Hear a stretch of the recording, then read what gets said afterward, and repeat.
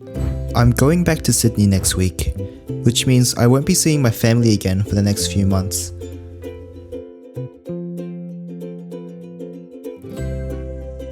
So this weekend, we're hanging out as a family and making the most out of the time we have left.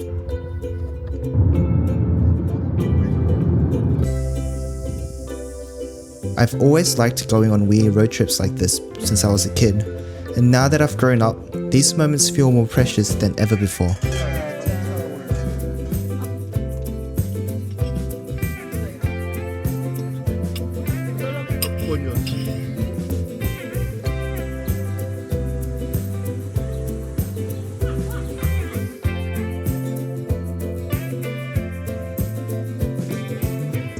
I'm here today at Pegasus Bay Winery. You can see it's very beautiful. It's a nice day to come out. It's a lovely day with family the last few days in Christchurch.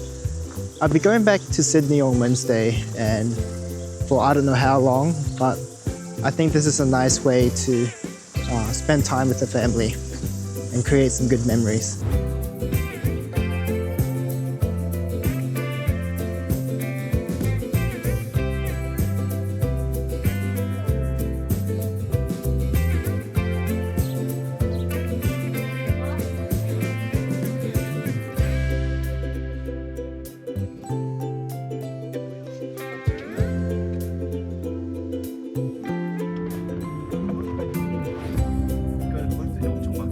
That evening, we came home and played some board games.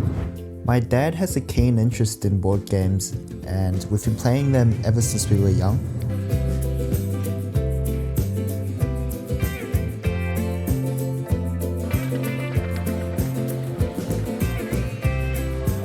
The next day, we decided to go watch Avatar 3. It was okay. It wasn't my favorite Avatar movie.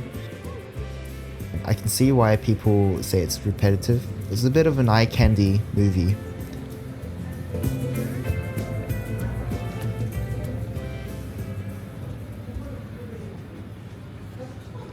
And that's basically how I spent my last weekend with my family.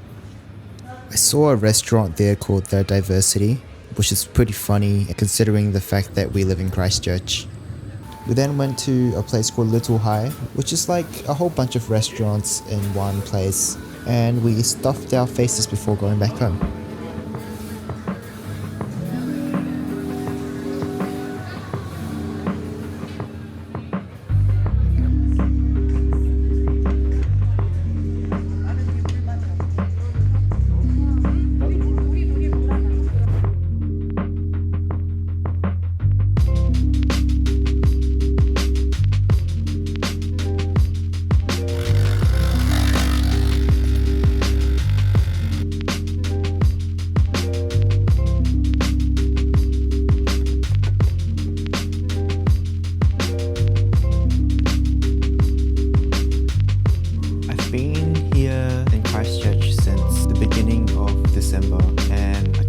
It's already time for me to go.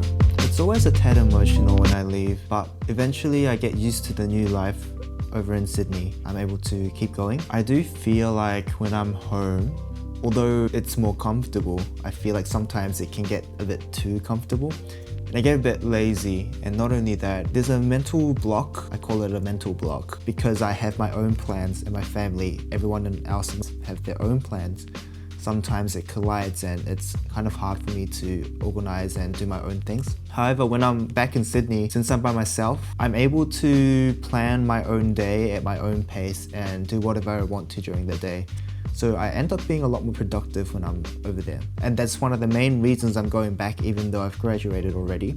I feel like I'm also more disciplined over there. I have a strict routine that I try to stick to, otherwise I learned the hard way that life gets very tiring quickly when you don't have a routine. I mean, sure, I always miss my family, but I think it's just as valuable to go out there and see the world for yourself. I have a couple main objectives when I go back to Sydney. First, most important thing is get connections and apply and audition into the universities that I want to go to. I don't know where in Europe yet, but I do know that I want to go to Europe to study at least once in my life, so that's what I'm pursuing. Secondly, I have to learn my languages. I'm currently learning German because it gives me the broadest scope of the places I can go to. My German is very bad at the moment. I can hardly communicate with people, but that's why I have to really seriously get into it and learn it this year.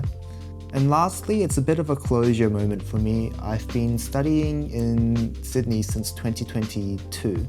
I've been through a lot, to say the least. I've made a lot of memories. All in all, it's been a very valuable journey for me, and I wouldn't exchange that experience for anything else. Growing up, our family was always very tight. We did everything as a family together. They knew all of my experiences. If there was something cool, we would always share it with each other. But I realized in Sydney I couldn't really do the same. I remember the first time I saw the Opera House, and I thought I'd be like really excited, and I was. But it was a bit different because when I saw it, I've been dreaming of seeing it my whole life, but there was no one to kind of express this excitement with, which was quite a weird feeling that I felt for the first time in my life. When I went to Europe and had more experiences overseas and things, it was always solo traveling. It just wasn't the same. So I'm hoping by vlogging, I will regain some sense of connection with my family again and be able to show them the little quirky parts of my life.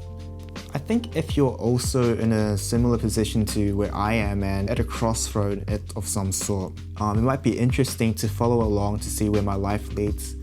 I'm going to try to tell you and show you things I'm doing every day, the very mundane things to the very exciting things that kind of build up to create my life. And one last thing, as you can see, my vlogs are not very professional at the moment, nor are they the most interesting, but I'm working on it, and filmmaking and editing these type of videos have been a hobby of mine since I was in primary school actually. I never really had a chance to actually develop this skill, and I know it's a very amateurish thing that I'm doing.